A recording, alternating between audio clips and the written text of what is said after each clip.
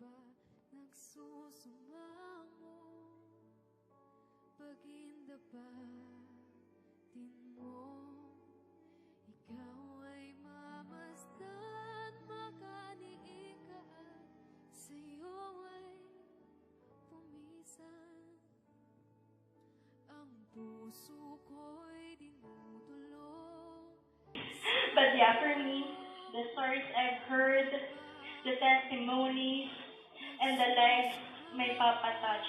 Grabe po, nakaka-bless talaga yung mga na-share nyo. And kaya siguro hindi ako masyadong umiiyak. Hindi pa ako masyadong nakakaiyak dahil parang super encouraging lang marinig yung mga sinasabi nyo about my father. Different situations, but they have a common denominator. It's always Jesus. This has been since the first night of his week. Hearing all the jeepney stories, evangelisms, lives he touched, people he outreached.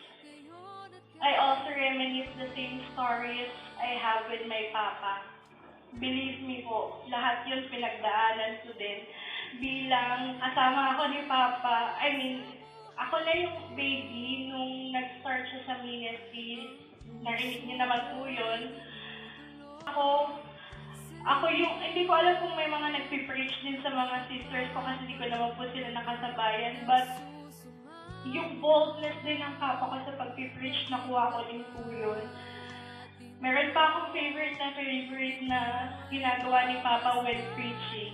Can you give me a J? J. Give me an E? Give me an F? Give me a U? Give me an S? What's that spell? Who loves you? Who died for you? Someone who is strict. Strict po talaga yan. Kasi maganda yung mga anak niya. Pero, hindi ko alam kung naging strict like me. I remember when we had our first crushes, he would really not allow it. Parang hindi pwede. No talagang pag-usapan sa bahay yan. One time when we moved here in Laguna po, I was grade 5 back then. Some guys, schoolmates, kasi parang since galing po kami Manila, nag-transfer here, parang naging popular kami bigla. Hindi ko nga alam na ganun pala.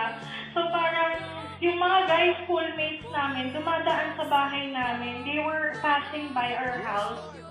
Tapos, kumpulan pa sila. We were selling street foods back then, or I think burger.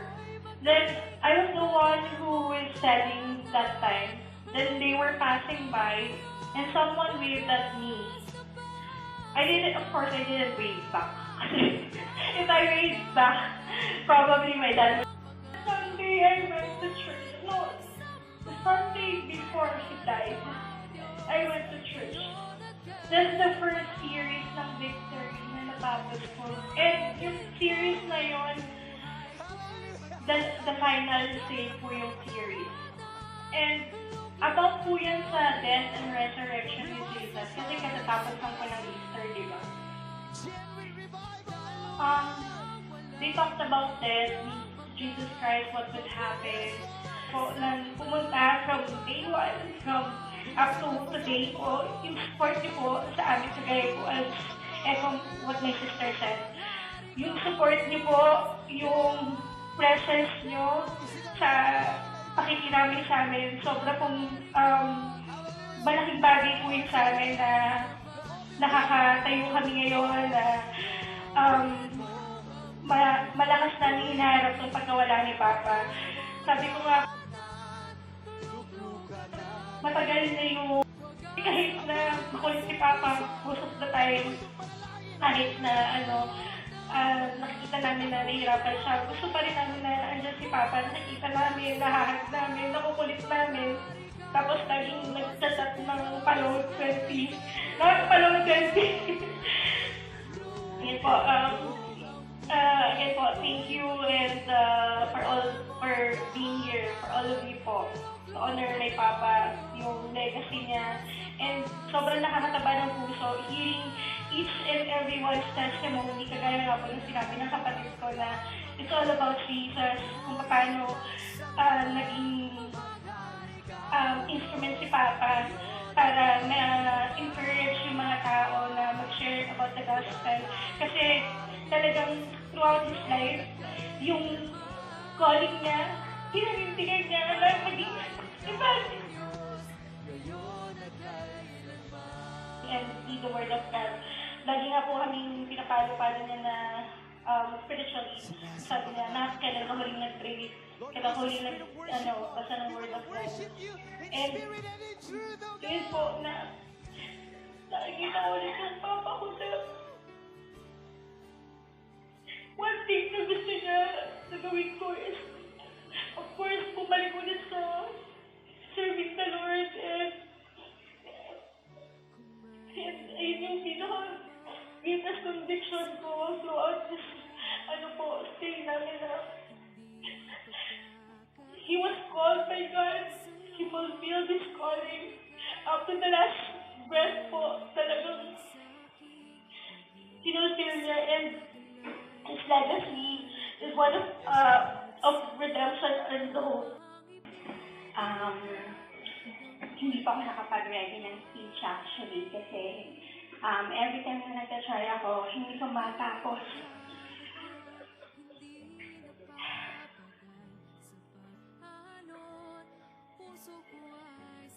Pero meron naman ako nasimulan. Try ko lang, tapusin. Halapit. Halapit, this is how he called me.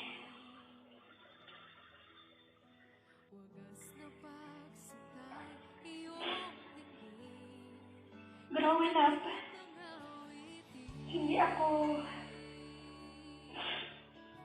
nakakatulog, na hindi siya kalapit or katabi.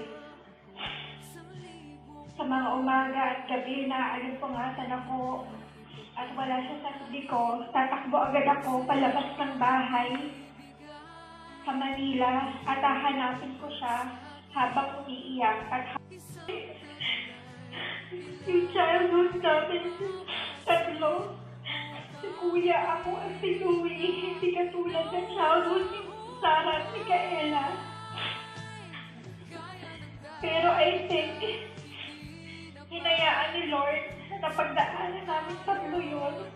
Kasi alam niya, kaya namin tatlo. Marami kami pinagdaanan, iyakan, hinanakit. Dahil sa pagkakamali niya na ginawa. Year 1996, binigay ni Papa yung buhay niya kay Lord. And hindi na siya bumalik or hindi na siya tumalikod. The same passion he had when he was in the world tripled. Nung binigay niya yung buhay niya sa Diyos. Sa una, ayoko pang maniwala. Umaattend kami sa church, pero hindi ako naniniwala. Sabi ko, babalik din yan. Kami ng church. Every time na nagdadasal siya, every time na makikita kong tinataas niya yung kamay niya sa praise and worship. At sinasabi niya sa amin na talaga nagbago na siya. September 1996, tama ba? September 1996 nang binigay niya kay Lord yung buhay niya. Hanggang ngayon, April 2026. Hindi na siya bumalik. In fact, he loved Jesus more than anything else. Second, yung nanay ko, mahal na mahal niya yan. Halos every week yata binibilin sa akin. Dalhin mo sa Amerika, dalhin mo sa Amerika. Sa Amerika yan sisira.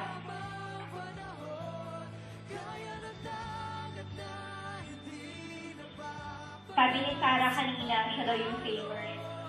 Actually, siya yung favorite nung nagbago na siya ng buhay. Pero prior to that, ako talaga yung favorite niya. Alam naman ang lahat yun eh.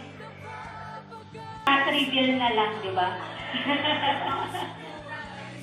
Chat review, pare-pareho pala yung sinesend sa aming magkakapatid, no? One take siguro, hindi ko makakalimutan kay Papa nung lumalaki kami dito sa Santa Cruz. Every time na uuwi siya dito, may dala-dala siyang chiffon cake. Yun lagi yung baon niya. Yun lagi yung dala-dala niya. Nakakatawa kasi. Chiffon cake dito. Sabi niya sarado pa daw. Or sarado na. So, walang palya yun talaga. Kada uuwi yan kasi kumbaga iniwan kami ni Mama dito sa Laguna. Then si Papa nasa Manila. So every time nadadalaw yan dito sa Laguna, chiffon cake at dala.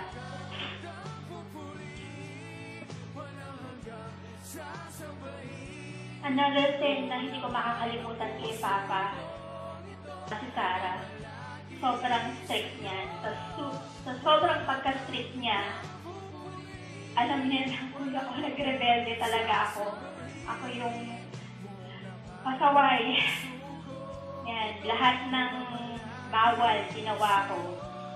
Pero, never niya ako pinurge. Never niya pinaramdam sa akin na masama ako. Pero, nakaranas naman ako ng bugbog. Kami tatlo, ewan ko kung si Louie nakaranas ng bugbog. Ayun. Pero grabe kami even after makilala niya na si Lord. Pinapalo niya kami pero hindi naman bugbog. Dati bugbog talaga. Ano pa bang hindi ko makalimutan kay Papa? Siguro yung recent na lang, nung kumbaga nitong wala na ako dito sa Philippines, si Papa never yun nakalimot. Kailan ko lang na-realize, kay Papa pala ako nagmana ng business skills. Kasi yung mga narinig kong story na si Papa nagtitinda ng tinapa, ng mangga, ng bangus. Alam ni Mama yan, lagi kong pinapagalitan. Bla bla bla. Ayun pala, ganun pala talaga si Papa. So, lahat ng pinasok kong negosyo, number one supporter ko yan. Ang dami nagsabi sa akin recently na, alam mo ba yung last na text sa akin ni Papa mo is yung link or yung post namin tungkol dun sa ramen dun sa Caliraya. So, ang dami siguro more than 10 kasi yun yung last text nila, ni Papa sa kanila. So, nakakatuwa lang isipin na ganun talaga yung support ni Papa, no? So, maraming salamat po sa lahat, Pastor Lido, sa Praise and Worship team, kay Sister Claude.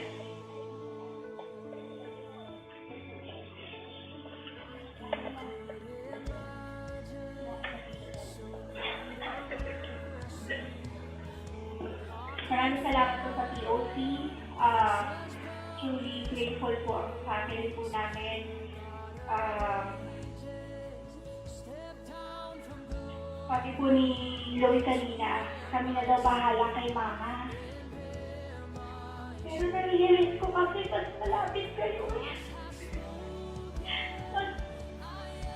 Mas kasama kayo ni Papa.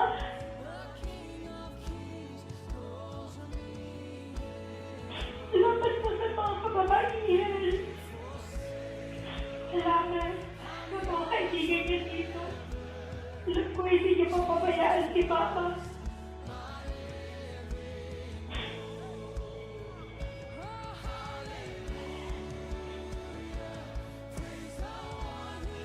Salamat po sa lahat ng tumulong. Praise and Worship team every night. Grabe kayo. Palain kayo ng Lord.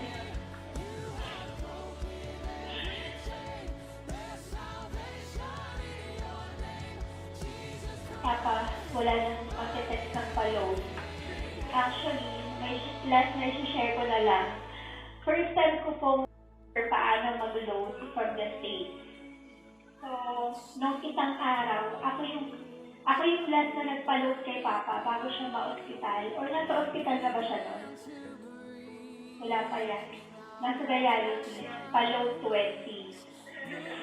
So, ako yata yung first na naka-seat. Tapos, alam ko, na-discover ko na kung paano magpa-load. So, napaloadan ko siya. So, nakakatuwa lang na kumbaga, sana naramdaman niya na kahit papano, kahit na malayo ako, pinatry ko na ibigay yung mga gusto niya, kahit na madalas, alam ng mga kapatid ko yan, ako laging galit. Pagkalimutan, signing out mo ba yung kalapit mo? Salamat ka. Mahal kita. I will miss you so much, Edward. Ang hirap kasi wala akong kadamay doon. Lalo na, si Papa lang kasi karaman ko pag kami makaaway ako, hindi siya lang yung sinusubukan ko. Tapos, sinasabihan siya lang ako lagi na mag-pray ako, pray lang yun ang sasabi niya. Kaya maraming salamat, Papa. Kasi pinapakalma mo talaga yung mga puso namin.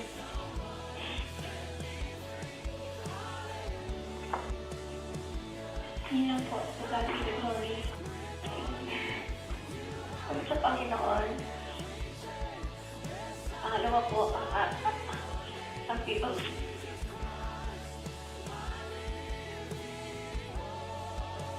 Sabi na ano mo kanina, hindi ako makagawa ng message. Sabi na, saan mo inano, baka mawala pa yung message ko. And I remind, sabi niya, ilagay mo na lang sa messenger, ma. At hinanap ko yung pangalan ng asawa. Ito yung message na isinend ko sa kanya ngayon. Remembering you, my sweetheart. Si Pastor Jun ang aking asawa. He was such a very unique man. Kakaiba po talaga siya.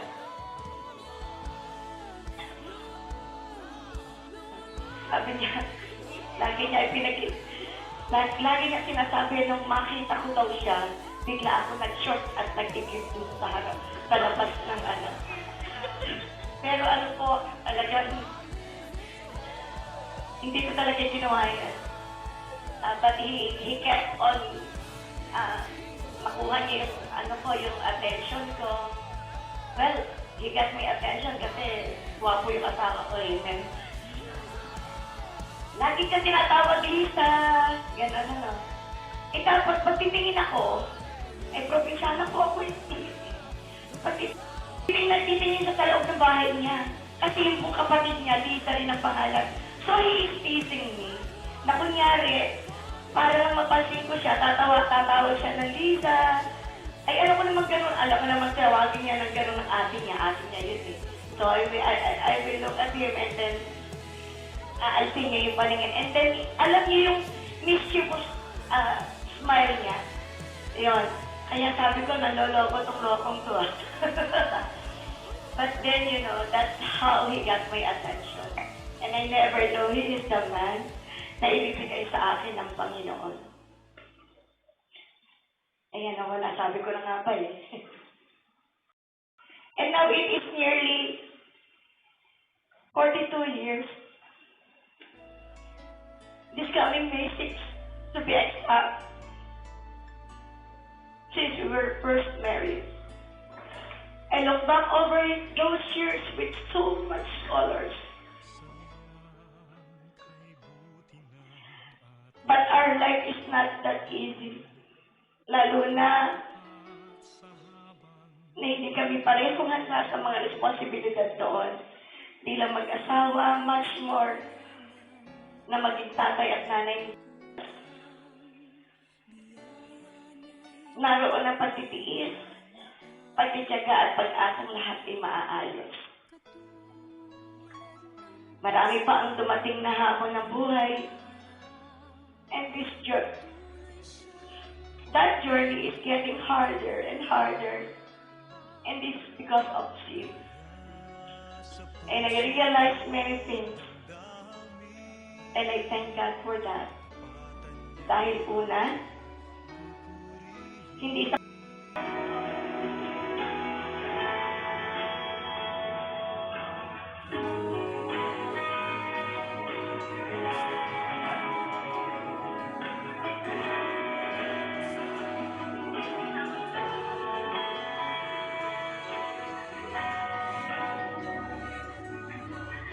I see the King of Glory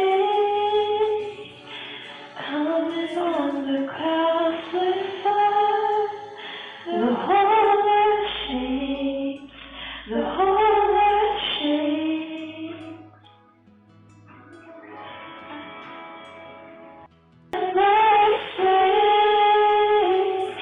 washing over all our sin, the people sing,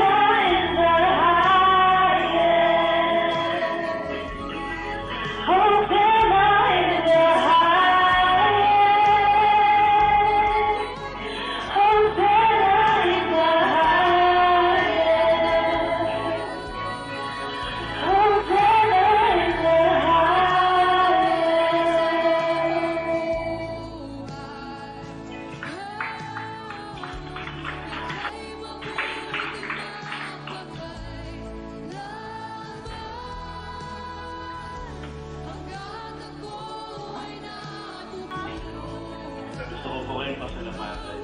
Lahat po kayo. Sobrang. Gentleman, my name is Gio. Okay. Tell everyone clap to him. Okay, thank you.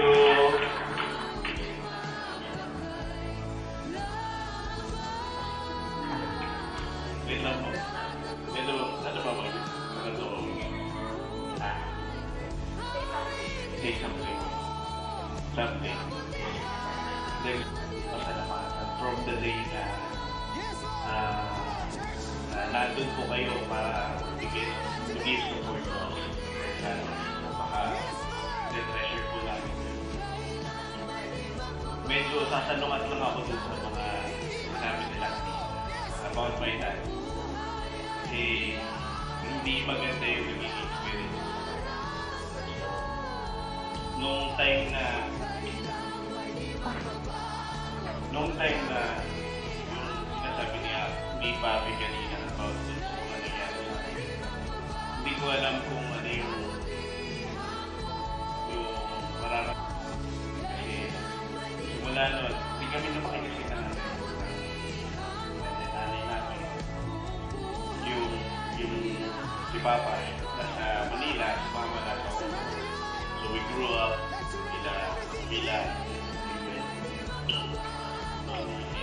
lalo na kayo mga nanay sa tatay. Sobrang yung pagmamahal nila sa amin. And hindi ko naramdaman yun sa tatay. Hindi ako lumaki. Kahit kila si Nancy,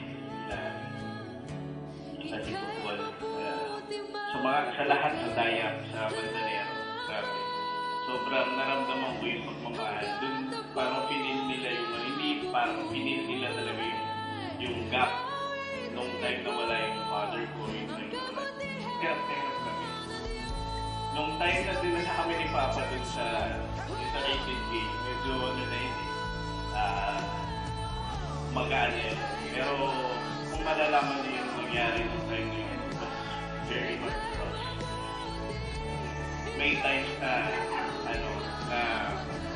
pinupugbog kami kasi nung nagdadlag siya, ang ginagawa niya, pag hindi siya nakakakuha ng pang-drugs niya, ginagawa niya, pinubungtong na sa amin. Yung belt, yung belt natin, sabi leather. And hindi yung leather yung pinapalo sa amin, yung bakal. Sobra talaga. Tapos beses na nung pinuha kami dito, hindi ko na maalala yung situation. Pero nung pinuha kami from Santa Cruz, ang nangyari noon, dinala kami sa Avenida. Doon kami natulog that night. And I can still remember na tinawagan ko si Mama sa PND pa yun, sa mga bagong generation din. Yung nilalagay na 2 piso. So, tinawagan ko si Mama to ask for money again.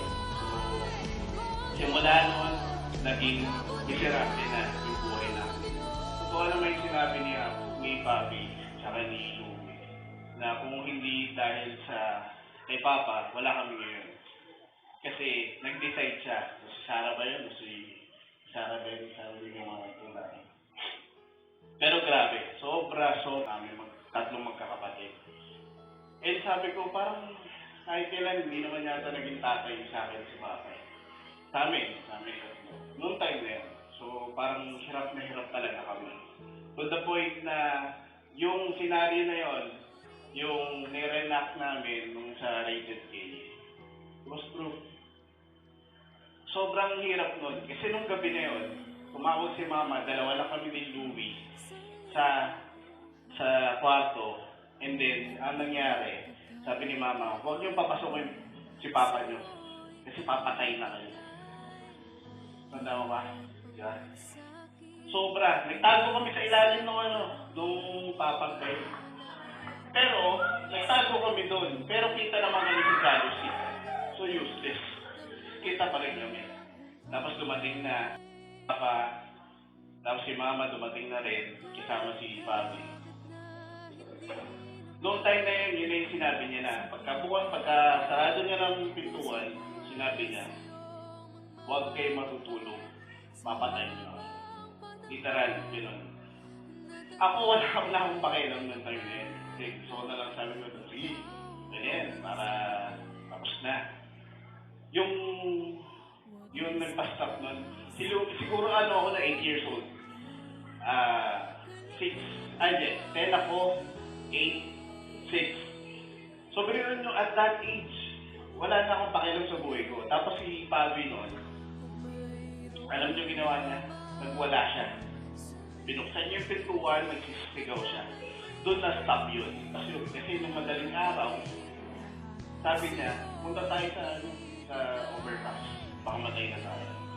And doon pinakita na yung pagmamahal ni Mama na talagang grabe yung pagmamahal niya sa tatay ko. So, from the time na nagsama sila, na hanggang sa point na yun. Kala ko si Papa nun, na yun, baliw na. At tama naman yung sinabi ni Papi, nung time na bago siya, it wasn't easy for us. Kasi ilang taon kami na gano'n na sobrang hirap. Sobrang hirap ng pinagdaanan namin sa tatay namin. And sabi ko, hindi ko mapapatawa tatay. Nag-church kami noon, so umattend ako for the sake lang na sabihin niya, umattend ako. Pero wala talaga akong plano.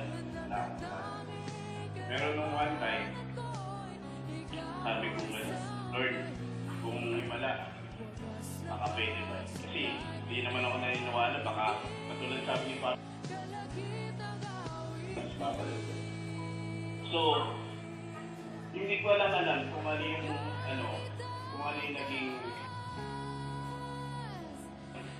naging impact sa akin ng tatay ko. Up until today, hindi ko alam. Pero kanina na-realize na sobrang laki pala ng impact ng tatay ko sa akin. Iniisip ko nga, sabi ko parang wala na nagawa sa akin ng Papa naman. Although, natuwa ako kasi, grabe, gusto ko kasi pumunta nun, alam ni Mama yan, gusto kong pumunta dito, dun sa lamin, every time, every night, para parinig yung mga sasabihin niyo kay Papa. Kasi sabi ko kahit pa paano, at least sa inyo man lang, yun sa mga kapatid ko kay Mikmik sa kay Sarah. Sobra akong natuwa kasi umawi si Papa din. Umawi. Kay Papa, 360 degrees yung niya, yung turnaround ng buhay niya. Na-realize ko lang kanina na hindi ako maging ganitong tatay. Hindi dahil sa akin. Kasi nung una sabi ko sa kanya, sabi ko sa sarili ko, hindi ako, I will never be like him. Like addict. Kaya hindi ko talaga sinubukan mag-vision. Ayoko talaga. Kasi nga, hindi ko siya idol eh. Bagay, ibang bata, idol nila, tatay nila. Na-realize ko lang kanina kung bakit gano'n yung mga anak ko, kung bakit gano'n ka-strong, kung bakit gano'n si Gio, kung bakit gano'n yung family ko, kung bakit ako naging gano'ng kuya. Kasi dahil sa kanya. Dahil sa kanya. And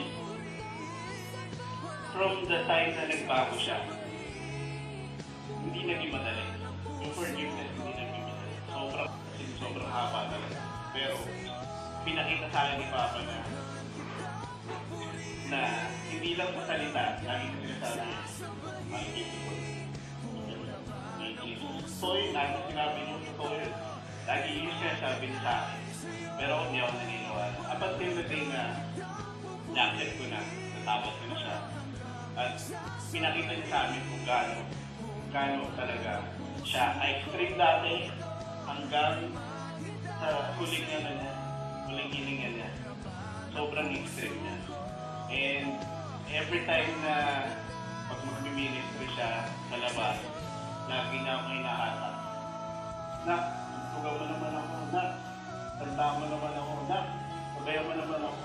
Yun lang yung request niya. Marami na kami napuntaan. Share ko na lang to yung last. Kala namin baliw na kasi siya. Naalala niyo nung time na sa Marikina, he had a dream. And the dream was, he's gonna have, how many hectares of that now? 30 hectares. So, napakalaking lupain daw yung binigay sa kanya ni Lord. Kapanaginip niya, dinrowing niya. Sabi ko, ako, makabalik na yan. Pero matagal na siya dun ha. Sa isip-isip ko lang. Maraming tumawa sa kanya, including me. Pero grabe, nung time na dinala kami sa Marikina, sobrang laki nga naman talaga ng nectar nun. Yung Boys Town, kung pupuntahan nyo ngayon, sobrang laki nun. Doon kami, tinawag ni Lord, nung 10 na yan sa words. Sabi ni Lord, o, daka yun. Doon ko nakita na si Papa talaga extreme. So, nung extreme siya dati, nung nagdadrug siya, dapat din, nung kilala ni Lord, extreme pa rin siya. Sa boses, ito yung sinabi niya sa boses. Ngayon, gusto ko lang magpasalamat po ulit sa inyo, sa mga pastor, sa worship team. Grabe. Sa inyo pong lahat, sa inyo po, sa inyo. Maraming salamat po sa pagmamahal niyo sa pamilya namin, sa mama ko. Hindi ko nga alam na ganito, sobrang yung pagmamahal niyo sa mga magulang ko. Grabe, sobrang salamat. And itong kanta na to, kahansin ko to, para kay Papa kasi ito yung request niya lagi.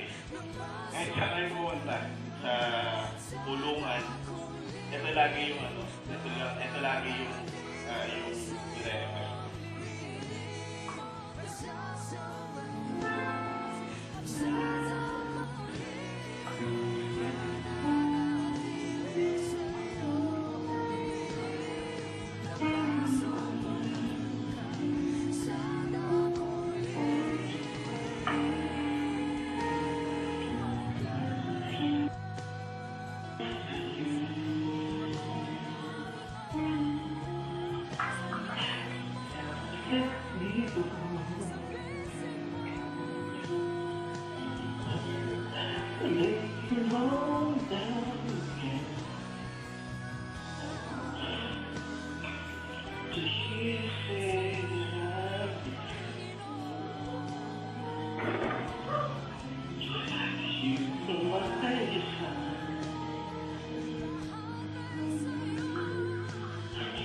No one else will do.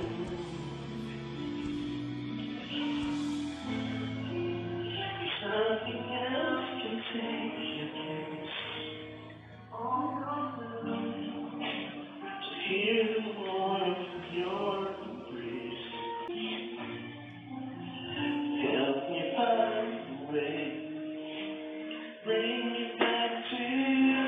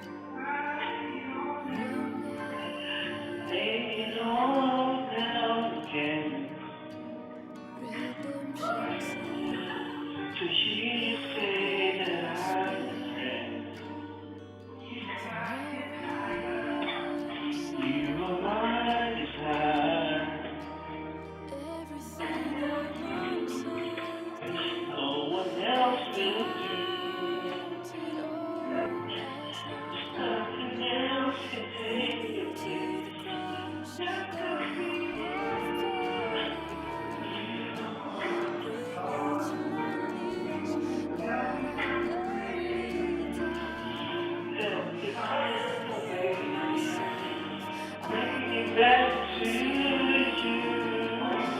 Love you, Father.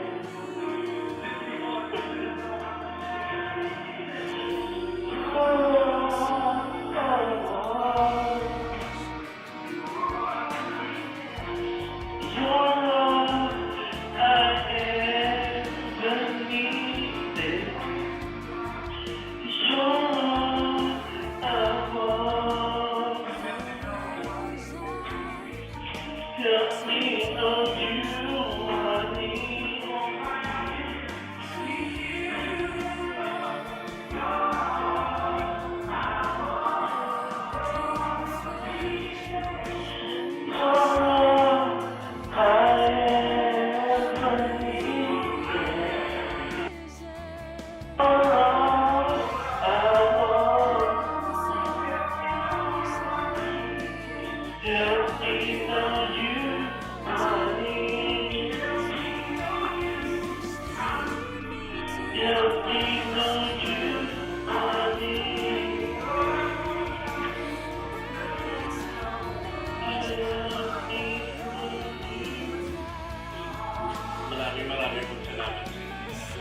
Maraming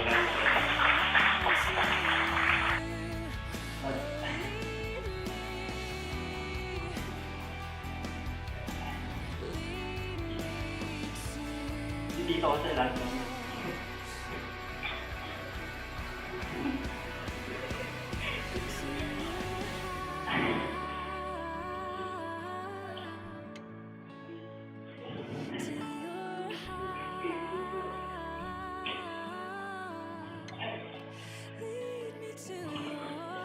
medyo sanay ako magsalita sa marami tao pero ngayon parang hindi ko kaya ko. Kasi nung mga nakaraan kasi sabi sa akin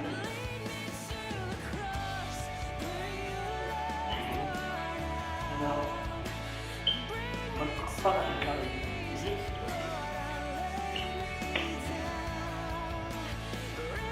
Kasi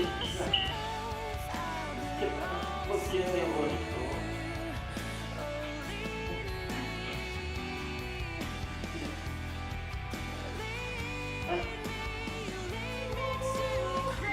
kasi nakaready na naman yung kasal namin. Yun nga, nung mga nakaraan medyo okay siya. Lagi siyang nakatawa. So yung lala kasi, pagpapasok ako, lagi siya nakikita sa harapan. Basta sila. Lagi siya nagbababay.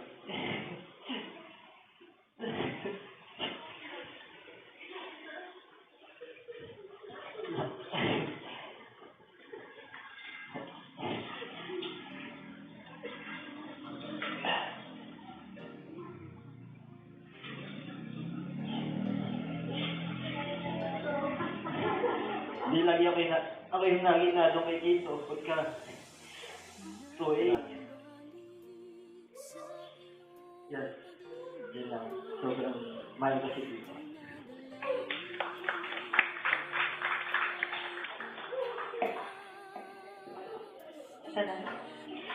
Ayan. Ako po, wala naman rin po ako masyadong sasabihin kasi nasabi na po lahat halos ng mga kapatid ko, ng mga mama ko. And itong kantang to this is a declaration na lang for our family, for our church. But ayun, gusto ko rin pong mag-thank you sa BOC.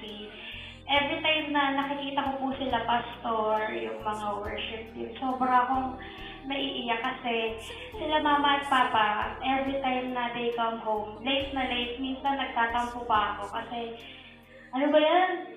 Lumipat na tayo ng magandang bahay, lagi pa kayo late umuwi. Pero sobrang blessing kasi, sobrang saya nila mama.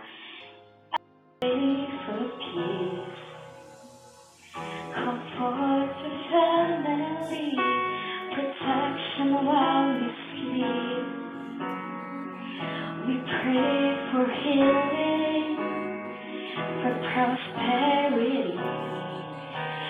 We pray for your mighty hands to ease our suffering. And all the while you hear a spoken need. Your love us way so much to give us lesser thanks. Is what if your blessings come true?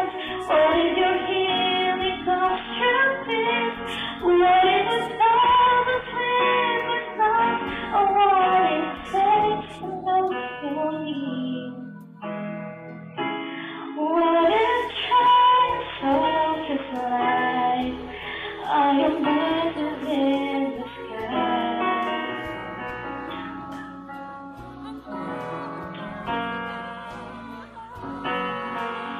We pray for wisdom. Your voice here. We cry in anger when we cannot feel you near. We doubt your goodness, we doubt your love, as if every promise from your word is not enough.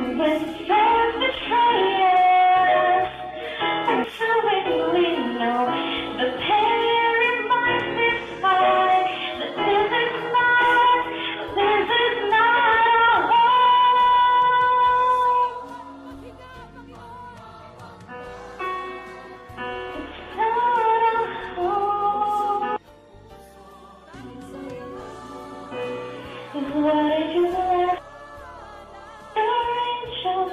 What if your healing comes true, please? What if I found the sleepless nights?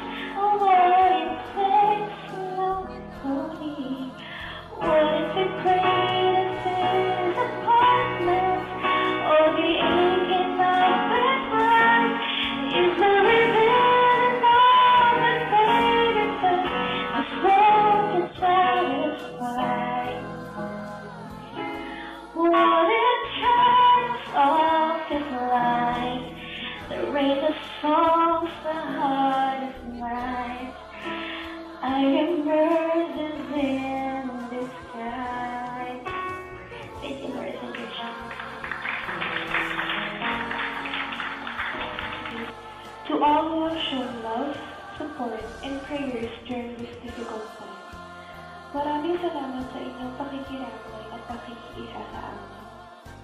And I would also like to thank the church, PLC Church, for taking good care of my lolo.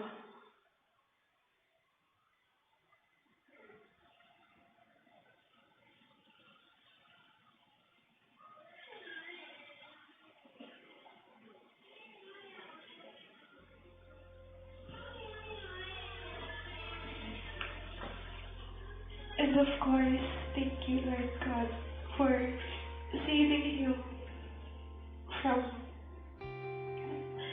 his dark ways, from his wrong ways, because none of our family would be here today if it weren't for you who saved you.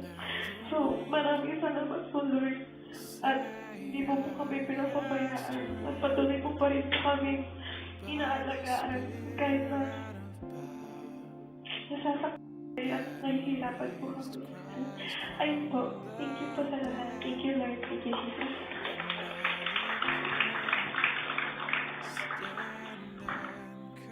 Salamat po sa ating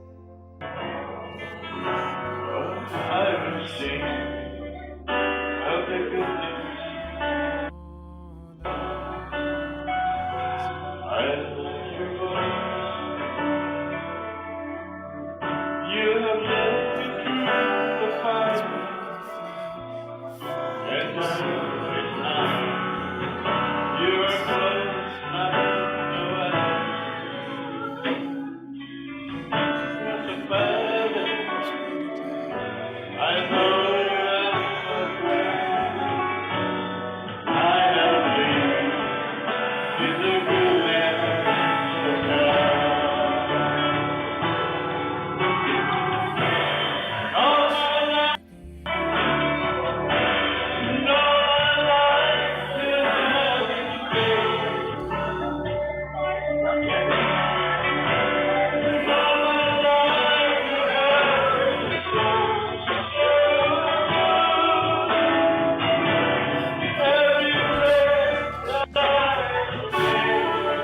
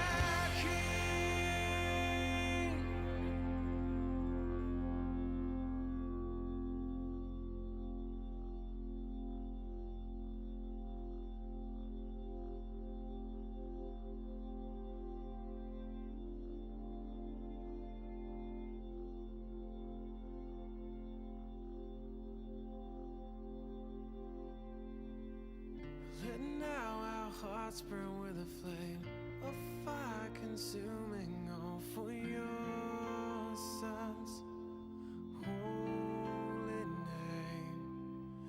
Let now our hearts burn with a flame of fire consuming all for your son's holy name.